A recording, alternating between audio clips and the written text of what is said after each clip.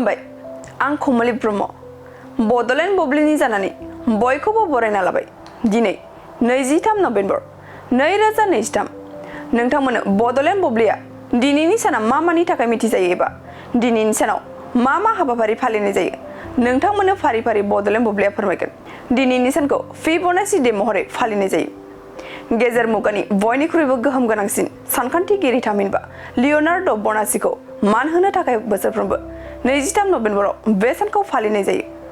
आरो दिनैनि सानावनो नेशनेल एस्प्रेस' डे महरैबो फालिनाय जायो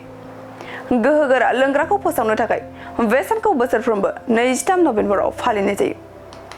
बेनि अनगायैबो दिनैनि सानावनो डक्टर हु डे आरो नेशनेल केशर डे महरैबो फालिनाय जायो नोंथांमोननो बडलेण्ड बुब्लिया दिनैनि सानाव मा हाबाफारिजों मिथिजायो आरो मा हाबाफारिखौ फालिनाय जायो फोरमायबाय गोजोन्थों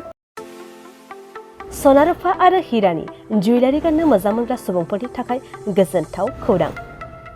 दासान्दि फुजा बोथोरखाय खम बेसेनाव फानगासिनो MSCB जुवेलार्सआव सना रुफा आरो हिरानि समायना रमायना जोंख्लाबनाय जुवेलारिज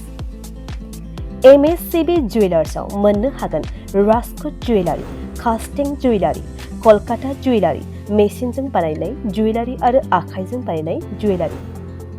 लोगोसेनो हाबा हुखायाव गाननो थाखाय सना आरो हिरानि समायना जुवेलारिसफोरखौबो मोननो हागोन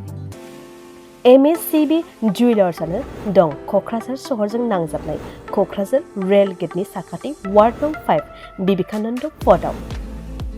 MSCB जुवेलार्सजों थोंजोङै जगाजग खालामनोबो हागोन 9954273079 जानबुं अनजिमायाव